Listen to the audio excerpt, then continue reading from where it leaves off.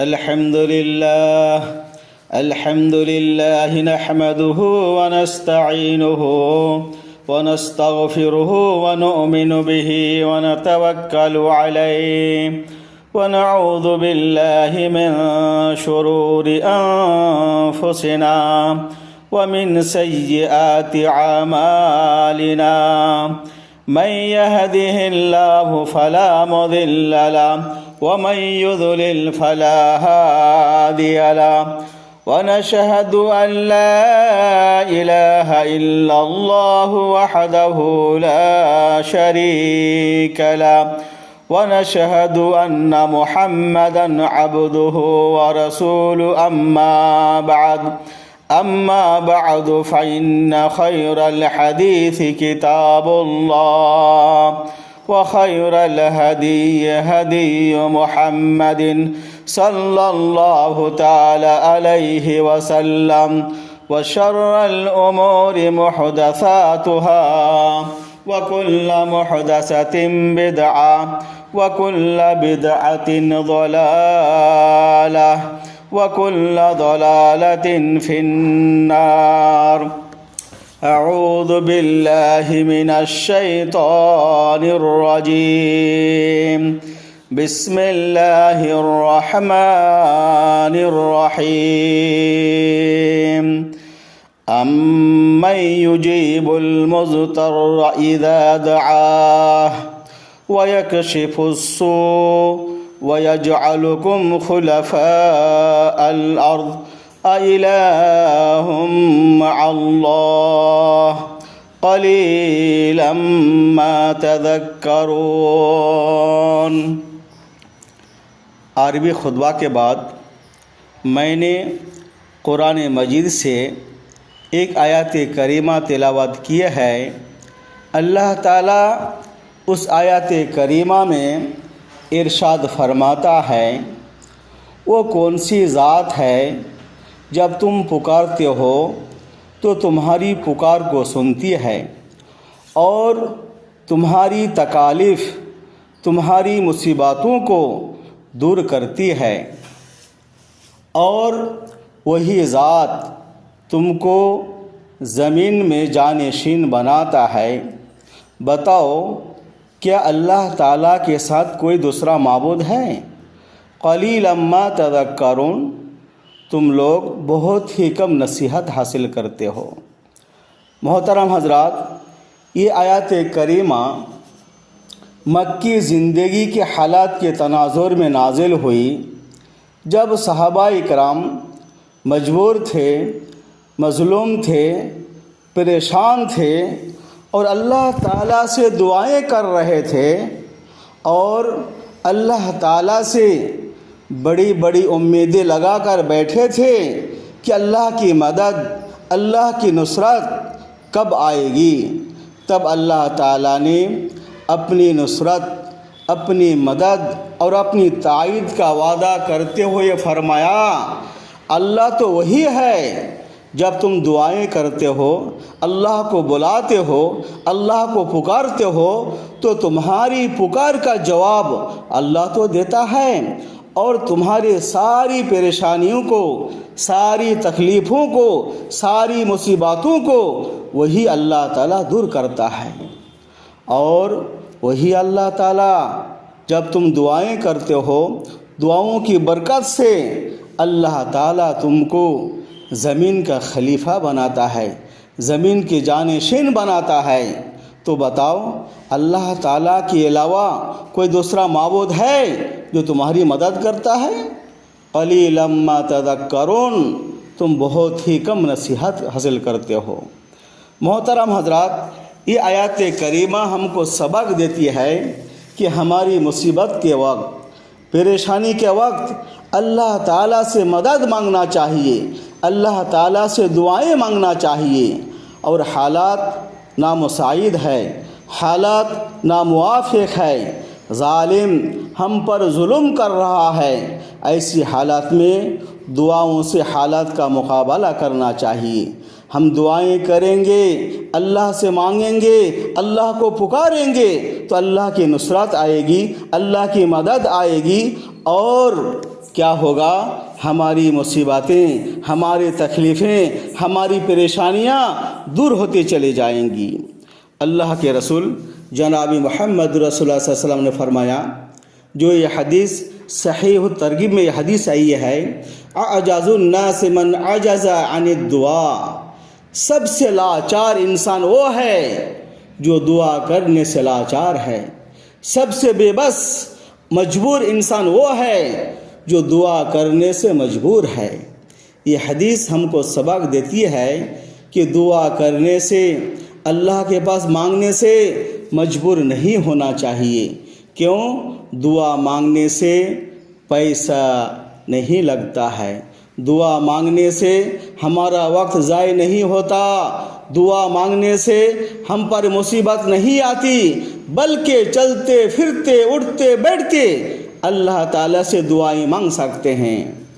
محترم حضرات، سیرت کا مطالعہ کیجیے، انبیاء علیہم السلام کی سیرت کا جائزہ لیجیے، مطالعہ کیجیے کہ انبیاء علیہم السلام اپنی مصیبت کے وقت، پریشانی کے وقت اللہ تعالیٰ سے کس طرح مدد مانگتے تھے، اللہ تعالیٰ سے کس طرح دعائیں کرتے تھے، دعائیں مانگتے تھے، اور دعاؤں کی برکت سے، دعاؤں کی طاقت سے اللہ تعالیٰ ان کی پریشانی کو، ان کی تکلیفوں کو اللہ تعالیٰ دور فرما دیتا تھا۔ آئیے دیکھیں، سب سے پہلے حضرت نوح علیہ السلام کا واقعہ لیجیے۔ حضرت نوح علیہ السلام نے تقریباً 950 سال، کتنے سال؟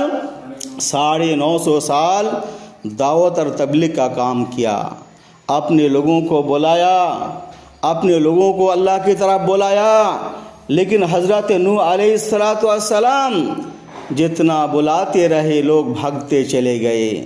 حضرت نوح نے کہا، یا اللہ، میں لوگوں کو رات دن تیرے طرف بلایا تو لوگ فرار اختیار کر لیے، بھاگتے چلے گئے، اور لوگوں کو میں نے اعلان بھی دعوت دی اور چپکے بھی دعوت دی، لیکن لوگوں نے میری بات کو نہیں سنی، نہیں مانا۔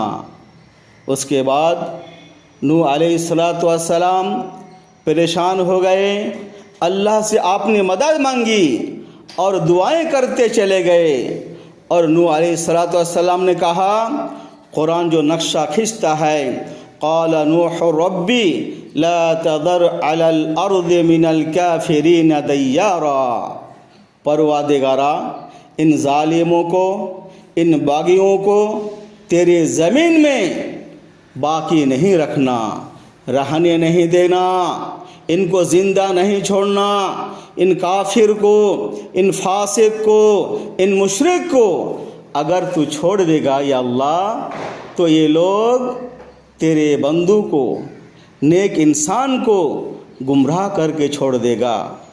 لم یلد الا فاجرا کفارا، اور یہ قوم اور یہ لوگ فاسق، فاجر، کافر، مشرک کے علاوہ کسی کو جنم نہیں دیں گے۔ اس لیے اللہ تعالیٰ تیری پکڑ ہونا تو اس کو پکڑ لے۔ اس کے بعد نوح علیہ السلام اللہ سے دعائیں کرتے ہیں، کیا دعا؟ فدعا ربہ انی مغلوب فانتصر۔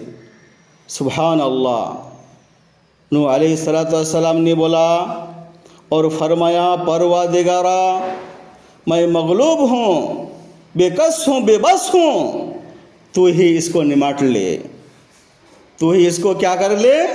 سمیٹ لے۔ سبحان اللہ۔ محترم حضرات، یہ 3 الفاظ کی دعائیں، یہ 3 الفاظ کی دعا اتنی رنگ لائی کہ آسمان چھلنی بن گیا، زمین چشمے میں تبدیل ہو گئی، اور بارش نازل ہونے لگی، زمین کے اندر سے چشمہ ابلنے لگا۔ دیکھتے دیکھتے سارا علاقہ گر کے آب ہو گیا، طوفان آ گیا، ایک موج پہاڑ کے جیسا۔ دیکھتے دیکھتے انسانی تاریخ میں ایسا سیلاب کبھی نہیں آیا، انسانی تاریخ میں ایسا طوفان کبھی نہیں آیا۔ دیکھیے، جو ظالم ہوتے ہیں، ظالم کا مقابلہ دعاؤں سے کرنا، حالات کا مقابلہ کس سے کرنا؟ دعاؤں سے کرنا۔ دعا ہمارے لیے ہتھیار ہے۔ کیا ہے؟ ہتھیار۔ جہاں پر دعا افضل ترین عبادات ہے، وہاں پر ہمارا ہتھیار بھی ہے۔ ہم لوگ اس مسجد میں بیٹھے رہیں گے اور اللہ سے دعائیں کریں گے، جس کے نام میں دعائیں کریں گے، جس کے لیے دعائیں کریں گے، انشاءاللہ ہم یہی بیٹھے رہ جائیں گے، ہماری دعا وہاں رنگ لائے گی، وہاں کام کرے گی۔ محترم حضرات، آئیے دوسرا واقعہ حضرت یونس علیہ السلام کا واقعہ ہے۔ آپ کو پتہ ہے، آپ کو معلوم ہے کہ حضرت یونس علیہ السلام مچھلی کے پیٹ میں چلے گئے تھے، مچھلی نکال لی تھی، لیکن آپ نے اللہ کا سہارا، اللہ سے تعلق باللہ ہو گئے تھے، اور دنیا کے کنیکشن، دنیا کا تعلق اور سارے لوگوں کا ربط آپ سے ختم ہو چکا تھا۔ آپ کی قوم آپ کو ڈھونڈ رہی تھی، تلاش کر رہی تھی، لیکن کسی کو پتہ نہیں، کسی کو معلوم نہیں کہ ہمارے نبی کہاں چلے گئے، کس جگہ میں ہیں، حالانکہ آپ مچھلی کے پیٹ میں تھے۔ قرآن کہتا ہے کہ نوح علیہ السلام لا الہ الا انت سبحانک انی کنت من الظالمین، اس دعا کا ورد کرتے رہے، پڑھتے رہے، کب تک؟ 40 دن تک۔ سبحان اللہ، اس دعا کی برکت ایسی ہے، جب حضرت نوح علیہ السلام اس دعا کو بار بار پڑھتے رہے، ورد کرتے رہے، تو اللہ تعالیٰ نے مچھلی کو کہا جاؤ میرے بندے یونس کو ساحل کے کنارہ میں، ساحل میں نگال دو، اگال دو، تو مچھلی آئی اور نگال دی۔ دیکھیے محترم حضرات، دعا کی برکت کتنی ہے کہ حضرت یونس علیہ السلام کا سارا تعلق، کنیکشن، ساری لنک فیل ہو چکی تھی، لیکن ایک ہی تعلق، ایک ہی ربط باقی رہا تھا، اور وہ ہے کس سے؟ اللہ تعالیٰ سے۔ سارے رشتے کٹ گئے تھے، سارے تعلق چھن گئے تھے، لیکن اللہ سے تعلق باقی رہنے سے یونس علیہ السلام بار بار اس دعا کا ورد کرتے رہے، پڑھتے رہے، جس کی وجہ سے آپ کو نجات مل گئی۔ آج ہم دنیا میں ہیں، دنیا کے پیٹ کی مصیبت میں جھیل رہے ہیں، گھر میں پریشانی، اولاد کو بیماری، محلے میں پریشانی، ظالم لوگ ہم پر ظلم کر رہا ہے، ہم کو مٹانے کے لیے کوشش کر رہا ہے، اسلام کو مٹانے کے لیے کوشش کر رہا ہے، ہر جگہ پریشانی پریشانی۔ ایسی مصیبت میں، ایسی پریشانی میں ہم کو کیا کرنا چاہیے؟ دعاؤں کا سہارا لینا چاہیے، دعا سے مدد لینا چاہیے، کثرت سے دعا کو عبادت میں لانا چاہیے، اور اللہ تعالیٰ سے مانگنا چاہیے۔ ہم مانگیں گے، دعائیں کریں گے، تو ہماری دعا رنگ لائے گی، اور ان ظالموں سے ہم نجات پا جائیں گے، نجات مل جائے گی۔ محترم حضرات، دیکھیے اللہ کے رسول جناب محمد رسول اللہ صلی اللہ علیہ وسلم ہمیشہ دعاؤں کا سہارا لیتے تھے، دعائیں کر رہے ہوتے تھے۔ دیکھیے، اگر ہمارے پاس منصوبہ بندی ہے، تدبیریں ہیں، وسائل بھی ہیں، لیکن دعاؤں کو نظر انداز نہیں کرنا چاہیے، دعاؤں کو نظر انداز نہیں کرنا چاہیے، بلکہ ہمیشہ کثرت سے دعا کرنا چاہیے۔ بدر کا واقعہ ہے، بدر کی جنگ ہے، بدر کی لڑائی ہے۔ دیکھیے، آسمان سے وحی آئی، اور وحی نے یہ میسج سے کلیئر کر دیا کہ کل جو جنگ ہوگی، لڑائی ہوگی، اس لڑائی میں مسلمان جیتیں گے، فتح مسلمانوں کا ہوگا۔ اور اس وحی نے بالکل کلیئر کر دیا کہ فلاں آدمی فلاں جگہ میں اس کی موت ہوگی، ابو جہل کی لاش اسی جگہ پر ہوگی، عتبہ کی لاش اسی جگہ ہوگی، شیبہ کی لاش اسی جگہ ہوگی۔ اس طرح وحی نے بتا دیا جناب محمد الرسول اللہ صلی اللہ علیہ وسلم کو، اور اللہ کے رسول حضرت صحابہ سے فرمایا دیکھو ابو جہل کی لاش یہاں پر پڑی رہے گی، فلاں فلاں کی لاش یہاں پر ہوگی، اور کل انشاءاللہ ہم لوگوں کو فتح نصیب حاصل ہوگا۔ لیکن جب رات ہو گئی، رات کے وقت اللہ کے رسول کھڑے ہو گئے، قبلہ رخ ہو گئے، اور اپنے دونوں ہاتھ کو اٹھا دیے، زار و قطار رو رہے تھے اور اللہ سے دعائیں کر رہے تھے، اللہم ان تہلک ہذہ العصابہ لم تعبد فی الارض ابدا، اے میرے رب اگر تیرے سرزمین میں یہ تیرے مٹھی بھر جماعت، مٹھی بھر مسلمان ختم ہو جائے، دنیا سے مٹ جائے، لیکن تیری زمین میں تیرا نام لینے والا کوئی باقی نہیں رہے گا۔ سبحان اللہ۔ اللہ کے رسول جناب محمد رسول اللہ صلی اللہ علیہ وسلم زار و قطار رو رہے تھے اور اللہ تعالیٰ سے دعا کر رہے تھے، اور آپ کی چادر مبارک بار بار گر رہے تھی، حضرت ابوبکر اٹھا رہے تھے اور آپ کو اڑا رہے تھے۔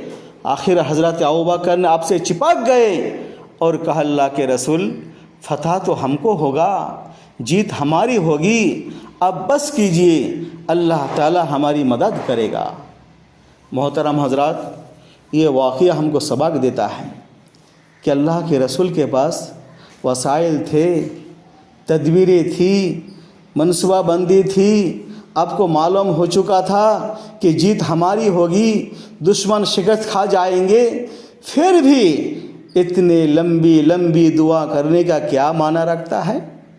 تو حضرات ہم خوشحال میں رہیں گے، اچھی حالات میں رہیں گے، پھر بھی اللہ تعالیٰ کو نہیں بھولنا چاہیے، اللہ تعالیٰ سے دعائیں کرنا چاہیے۔ آئیے دیکھیں کہ حالات ناموافق ہیں، چاروں طرف دشمن ہیں، دشمن کا ظلم بہت ہو رہا ہے، ہم ستائے جا رہے ہیں، ہمیں پریشان کیے جا رہے ہیں، تکلیفیں دی جا رہی ہے۔ ایسی حالات میں ہم کو کیا کرنا چاہیے، کیا سبق لینا چاہیے اللہ کے رسول کی سیرت سے؟ سبحان اللہ۔ جب کفار مکہ سرکشی میں اتر گئی، ظالم بن گئے، مسلمانوں کو، صحابہ اکرام کو بار بار ستاتے رہے، ظلم ڈھاتے رہے، تو رسول اللہ صلی اللہ علیہ وسلم نے اللہ سے دعا کی، اے اللہ ان ظالموں کو تو سبق سکھا، اور ان ظالموں پر ایسی قحط سالی نازل کر دے، یہ بھوک کی وجہ سے، دانے کی وجہ سے، کھانے کے لیے یہ تڑپ اٹھے، اور ایسی قحط سالی جس طرح حضرت یوسف علیہ السلام کے زمانہ میں قحط سالی آئی تھی، اس قحط سالی کو اہل مکہ پر، کفار قریش پر اور کفار مکہ پر تو مسلط کر دے۔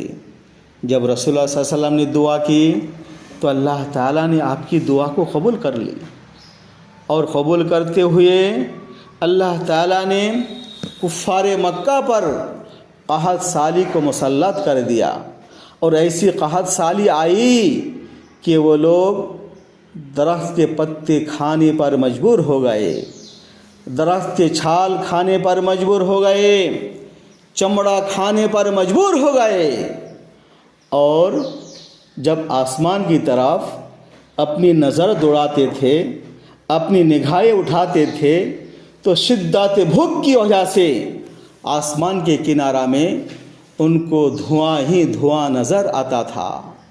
سبحان اللہ۔ دیکھیے دشمن کا حملہ تھا، دشمن ستا رہا تھا، تو رسول اللہ صلی اللہ علیہ وسلم نے ان کا علاج کس سے کیا؟ دعاؤں سے۔ آپ کا جانی دشمن صف اول میں رہنے والا دشمن ابو سفیان کو پتہ چل گیا، معلوم ہو گیا کہ ہم پر جو عذاب مسلط ہے، قحط سالی مسلط ہے، یہ یوں ہی نہیں بلکہ محمد رسول اللہ صلی اللہ علیہ وسلم کی بد دعا ہے۔ آپ سیدھا مکہ سے مدینہ کی طرف رخ کرتے چلے جاتے ہیں، رسول اللہ صلی اللہ علیہ وسلم سے ملتے ہیں اور کہتے ہیں، یا اللہ کے رسول، یا محمد، میں اللہ کا واسطہ دے کر کہتا ہوں اور آپ کے ساتھ جو ہماری رشتہ داری ہے اس کا واسطہ دیتا ہوں، آپ اللہ سے دعا کیجئے تاکہ یہ قحط سالی، یہ عذاب ہم سے ٹل جائے۔ تو رسول اللہ صلی اللہ علیہ وسلم نے دعا کر دی، آپ دعا کیا اور آپ کی دعاؤں کی برکت سے یہ قحط سالی ختم ہو گئی۔ سبحان اللہ۔ دیکھیے محترم حضرات، دعا ہمارے لیے ہتھیار ہے، دعا ہمارے لیے تیر ہے۔ ہم اس مسجد میں بیٹھے بیٹھے دعائیں کریں گے، جس جگہ کے لیے دعائیں کریں گے، جس آدمی کے لیے دعائیں کریں گے، تیر کی جیسا دعا لگ جائے گی، ہماری دعا قبول ہو جائے گی، ہم کو پتہ بھی نہیں چلے گا۔ آئیے دیکھیں کہ اللہ کے رسول جناب محمد رسول اللہ صلی اللہ علیہ وسلم کس طرح دعائیں کرتے تھے۔ جب مکہ کے اندر غریب مسلمان محصور کر دیے گئے تھے، ان کو مکہ سے مدینہ آنے کے لیے اجازت نہیں دے رہے تھے، کفار مکہ ستا رہے تھے، تو وہ مظلوم مسلمان، بے قصور مسلمان، بے بس صحابہ کرام مکے میں موجود تھے۔ تو اللہ کے رسول جناب محمد رسول اللہ صلی اللہ علیہ وسلم ان کا نام لے لے کے دعا کرتے تھے، اور آپ کی دعاؤں کی برکت سے صحابہ کرام آہستہ آہستہ مکہ چھوڑ کر مدینہ کی طرف ہجرت کر جا رہے ہوتے تھے۔ تو محترم حضرات، حالات حاضرہ میں، حالات موجودہ میں جو تکلیف ہم کو لاحق ہوگی، جس ظلم کا ہم شکار ہوں گے، اگر اللہ سے مدد مانگیں گے، اللہ سے دعائیں کریں گے، تو اللہ تعالی ہماری دعاؤں کو قبول کرے گا، اور ہم پر ظلم و ستم کے پہاڑ جو توڑے جا رہے ہیں اس سے ہم کو نجات مل جائے گی۔ سبحان اللہ۔ حضرات صحابہ کرام جنگ کر رہے ہوتے ہیں اور دعائیں بھی کرتے رہتے ہیں۔ ایک صحابی تھے جس صحابی کا نام برا بن مالک، برا نام کے دو صحابہ تھے، ایک برا بن عازب اور ایک برا بن مالک۔ حضرت برا بن مالک مستجاب الدعوت تھے، مستجاب الدعوت، یعنی اگر انہوں نے قسم کھا کر اللہ سے دعائیں کرتے ہیں تو ان کی دعا اللہ تعالیٰ کبھی رد نہیں کرتا، قبول کر لیتا۔ اس صحابہ کی دعا، ان کا نام کیا تھا؟ برا بن مالک۔ تو جب حضرات صحابہ کرام جنگ کے میدان میں ہوا کرتے تھے، جنگ کر رہے ہوتے تھے اور دیکھتے تھے جنگ فتح نہیں ہو رہی ہے، پریشانی ہو رہی ہے، تکلیفیں ہو رہی ہے، دقتیں ہو رہی ہے، تو صحابہ کرام بولتے تھے، برا ہاتھ اٹھاؤ، اللہ سے دعائیں کرو، قسم کھاؤ، ہم لوگ اس جنگ کو، اس لڑائی کو فتح کر لینا۔ تو حضرت برا بن مالک قبلہ رخ ہو جاتے تھے، اللہ سے دعائیں کرتے تھے، تو حضرت برا کی دعا کی برکت سے اللہ تعالی حضرت صحابہ کرام کو فتح نصیب کراتے تھے، جنگ فتح ہو جاتی تھی۔ دیکھیے محترم حضرت، دعا کی طاقت، دعا کی برکت کتنی ہے کہ حضرت صحابہ کرام جنگ کے میدان میں بھی دعا کرتے تھے، دعاؤں کو نظر انداز نہیں کرتے تھے، دعا کو نہیں چھوڑتے تھے۔ آج ہم دعاؤں سے بے بس ہیں، دعا کرنے کا دل نہیں چاہتا، دل نہیں لگتا، عبادت میں ہماری جی نہیں چاہتی، من نہیں لگتا۔ معلوم ہوتا ہے کہ جنت کی سرٹیفکیٹ ہم لوگوں کو مل گئی، ہم جنت میں چلے جائیں گے۔ معلوم ہوتا ہے اللہ نے ہم کو کہہ دیا کہ تم دنیا کے اندر جو بھی کرو تم کو چھوٹ ہے۔ تو محترم حضرات، ہمارے گھروں میں پریشانی رہتی ہے، تکلیفیں رہتی ہیں، سب پریشان رہتے ہیں، اکثر لوگ ظالم کے ظلم کے شکار رہتے ہیں، لوگوں کے پاس شکوہ شکایت تو کرتے ہیں لیکن اللہ سے مدد نہیں مانگتے، اللہ سے دعائیں نہیں کرتے ہیں۔ دیکھیے حضرت موسیٰ علیہ السلام کا واقعہ، جب حضرت موسیٰ علیہ السلام فرعون کی پولیس کا شکار ہو گیا اور فرعون کی پولیس آپ کو پکڑنے کے لیے جکڑنے کے لیے تلاش کر رہی تھی، تو حضرت موسیٰ علیہ السلام کو معلوم ہوا تو آپ مصر کو چھوڑ دیے اور انجان جگہ میں اجنبی جگہ کی طرف اب دوڑ بھاگے چلے گئے، چلتے چلتے شہر مدین میں چلے گئے۔ وہاں جانے کے بعد آپ اجنبی ہیں اور وہاں کے باشندے، وہاں کی آب و ہوا، وہاں کی زمین، وہاں کی ہر چیز، وہاں کے انسان سب اجنبی ہیں۔ حضرت موسیٰ علیہ السلام ایک جگہ میں بیٹھے ہوئے ہیں، ایک ہجوم کو آپ دیکھ رہے ہیں کہ چند افراد اپنے بکریوں کو، جانوروں کو پانی پلا رہے ہیں۔ ایسے اثنا میں اس دوران دو خاتون، دو بچی کو آپ دیکھ رہے ہیں کہ وہ دور کھڑی ہیں۔ تو موسیٰ علیہ السلام نے کہا آپ لوگ کیوں کھڑے ہو؟ تو کہا کہ ہم مردوں کے ہجوم میں ہم نہیں جاتے ہیں، ہم با حیا، با حجاب، با پردہ خواتین ہیں ہم۔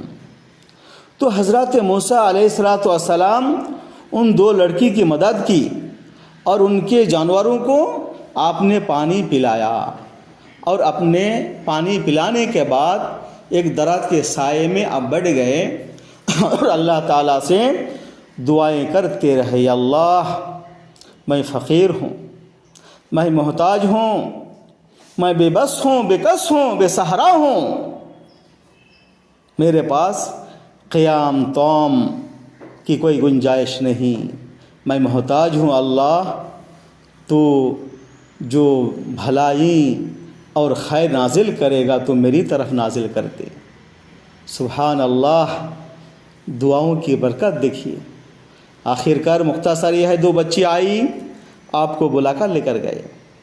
جانے کا بعد دیکھ رہے ہیں کہ ان دو بچوں کے جو والد محترم ہیں بہت ضعیف ہیں، بوڑھے ہو چکے ہیں۔ وہ کون تھے؟ حضرت شعیب علیہ السلام تھے، وہ ایک نبی تھے۔ وہ حضرت شعیب نے کہا دیکھو اگر آپ میرے گھر میں 8 سال خدمت کرو گے تو میرے 2 بچی میں سے آپ کے نکاح میں ایک بچی میں دے دوں گا، اگر 10 سال خدمت کرو گے تو آپ کی طرف سے۔ بہر کیف ایک مدت طے ہو گئی اور حضرت موسیٰ علیہ السلام جم کر اس گھر میں خدمات انجام دینے لگے۔ آخرکار آپ کی ایک بچے سے شادی بھی ہو گئی۔ دیکھیے محترم حضرات، حضرت موسیٰ علیہ السلام اللہ سے مدد مانگے، اللہ سے خیر کی امید رکھے، اللہ سے دعائیں کرے تو اللہ تعالیٰ قیام توام کے ساتھ ایک بہترین اللہ نے ایک بیوی بھی عطا کی ہے۔ تو کہنے کا مقصد یہ ہے کہ دنیا کے اندر ہم جتنے بھی پریشان حال رہیں گے، حالات کتنا بھی ناموافق ہو، اور دور حاضر کے جو ظالم ہے، جو باغی ہے، ہم پر ظلم کتنا بھی کرتے نہ چلے جائے، اگر ہم دعاؤں سے اللہ سے مدد لیں گے، دعائیں کرتے رہیں گے تو اللہ تعالیٰ ہماری دعاؤں کو قبول کرے گا اور ظالم کے ظلم سے ہم نجات پا جائیں گے۔ تو اللہ تعالیٰ سے دعا ہے کہ اللہ تعالیٰ